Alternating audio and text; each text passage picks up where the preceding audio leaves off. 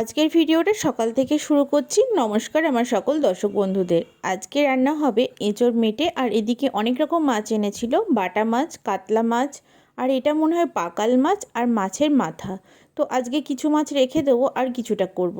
যেহেতু এঁচোড় মেটেটা হচ্ছে তার জন্য কাতলা মাছ আর বাটা মাছটা রেখে দিয়েছিলাম, আর পাকাল মাছটাকে করেছিলাম। ওটা আমার ভীষণ ভালো লাগে খেতে, আর বাড়ির সকলেই খেতে পছন্দ করে। আর এই ধরনের মাছগুলো না টাটকা খেতে বেশি ভালো লাগে। তো মাছগুলোকে আমি সমস্ত আলাদা আলাদা কৌটোয় ভরে ফ্রিজে রেখে দিচ্ছিলাম। মাছগুলোকে যদি আলাদা আলাদা কৌটোয় রাখা যায় তাহলে বের করতে খুব সুবিধা হয়।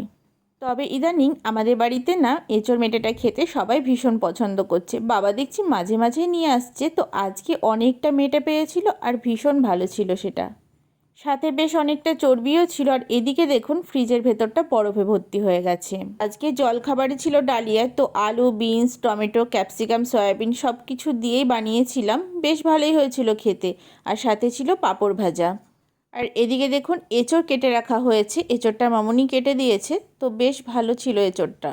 আমাদের ওই বাড়িতে এঁচোড় গাছ রয়েছে, তো ওই এঁচোড়টা এত ভালো, আগের দিন তো সিদ্ধ করিনি। আজকের এঁচোড়টা যেহেতু কেনা, তো বুঝতে পারছিলাম না কেমন হবে, তবে রান্না করার সময় দেখলাম বেশ ভালো ওটা। এখন যেহেতু সিজনে এঁচোড়, তাই সিদ্ধ করব না, তেল দিয়ে এঁচোড়টাকে লবণ আর হলুদের সাথে ভালোভাবে ভেজে নেব। এদিকে দেখুন ডালিয়ার জন্য আমি পাঁপড়টাও ভেজে নিচ্ছি। তবে জানেন তো, এ বাড়িতে সবাই পাঁপড় খেতে ভীষণ পছন্দ করে। এ বাড়িতে শনিবারে আমি দেখি দুপুরে যাই থাক না কেন পাঁপড় ভাজাটা থাকবেই থাকবে। আর ছুটির দিন মানেই বাবাই শ্রীহানকে সকালবেলা খাইয়ে দেয়, তাই ওদের দুজনের খাবারটা আমি এক প্লেটেই দিয়ে দিলাম। আর রান্নাটাও অন্যদিকে বসিয়ে দিয়েছি। আমি চেষ্টা করছি তাড়াতাড়ি রান্নাটা করার, কারণ যত তাড়াতাড়ি হয়ে যাবে শ্রীহানকে একটু সময়ও দিতে পারবো, আর ভীষণ গরমও পড়েছে। প্রথমে পাকাল মাছগুলোকে ভেজে নিচ্ছি। আমি জানি যে এই পাকাল মাছ ভাঙে না, তো একসঙ্গে দিলে অসুবিধা নেই। তো সেরকম কিছু হয়নি, কিন্তু একবারে দেওয়াটাও আমার উচিত হয়নি। এদিকে শ্রেয়ানের জন্য এক পিস কাতলা মাছ রেখেছি, কারণ ও এঁচোড় মেটে খাবে কি খাবে না, তো ওকে এই মাছটা ভেজে দেব। মাছ ভাজা হয়ে গেছে, এবার ওই তেলে আমি শুকনো লঙ্কা আর কালো জিরে ফোড়ন দিয়ে দিচ্ছি। ফোড়নটা ভাজা হয়ে গেলে এতে দিয়ে দেব সর্ষে ছাঁকা জল। আমি সর্ষে সবসময় ছেঁকেই দিই, কারণ ওই খোসাটা খেতে একদমই ভালো লাগে না। দিয়ে দিচ্ছি অল্প একটু শুকনো লঙ্কার গুঁড়ো, আর দিচ্ছি 1 চামচ জিরে গুঁড়ো। এই রান্নাটা কাঁচা লঙ্কা বেটে দিলেই ভালো হয়, তবে আমাদের কাঁচা লঙ্কাগুলো এনেছে এত ঝাল না, আমি যা দিচ্ছি তাতেই ঝাল বেশি হয়ে যাচ্ছে, তাই অল্প একটু শুকনো লঙ্কা দিয়েছি আর একটা চেরা কাঁচা লঙ্কা দিয়েছি। আর এই পাকাল, বান এই ধরনের মাছগুলো খুব ভালো লাগে। তো আমার বিয়ের আগে না ওই বাড়িতে খুবই খেতাম, তো এখানে এসে খুব একটা হয় না, কারণ এ বাড়িতে কাতলা মাছটাই বেশি হয়। রুই, কাতলা, বাটা এই ধরনের মাছগুলোই বেশি হয়, কারণ বাড়িতে বাচ্চারা আছে, তো রুই, কাতলা এগুলো বেছে খাওয়ানো খুবই সোজা। ঝোলটা ফুটে গেছে, এবার আমি মাছগুলোকে দিয়ে দিচ্ছি। ফ্রিজে অনেকটা করলা আছে, তো আজকে ভেবেছিলাম একটা তরকারি বানাবো। তবে জানেন তো, আমি দেখেছি বেশি রান্নাবান্না হলে কিন্তু খেতে খুব একটা ভালো লাগে না। এই 2 পদ দিয়ে বাড়িতে সবাই খুব ভালোভাবে খেয়েছে। ঈদ উপলক্ষে 2 দিন ছুটি পাওয়া গেছে, আর রবিবার যেহেতু পড়েছিল, তো টোটাল 3 দিন ছুটি। কোথাও একটা বেড়াতে গেলে অবশ্যই ভালো হতো, কিন্তু কিছুদিন পর আমি বাড়ি যাব, তো সেই জন্য আর সেভাবে কোনো কিছু প্ল্যান করিনি। আর আমি না সেভাবে কোথাও যেতে পছন্দ করি না।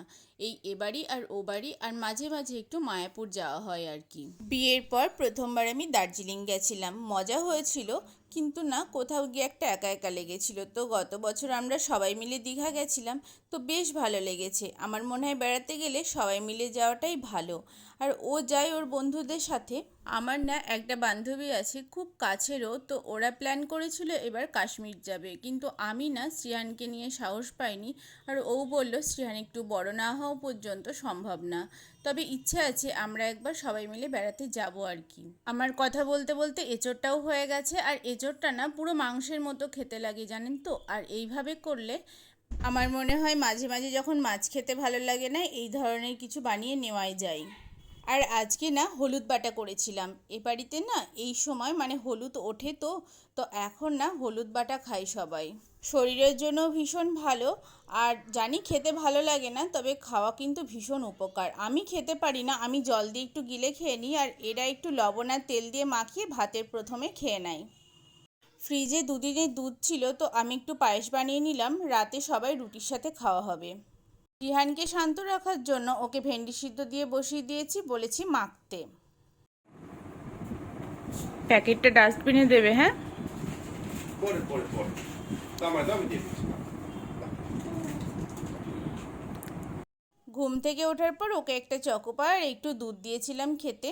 তবে আজকে না, আমার শ্রীহানের একটা নিমন্ত্রণ আছে পাশের বাড়িতে, একটা ছোট্ট পুচকু ছেলের জন্মদিন।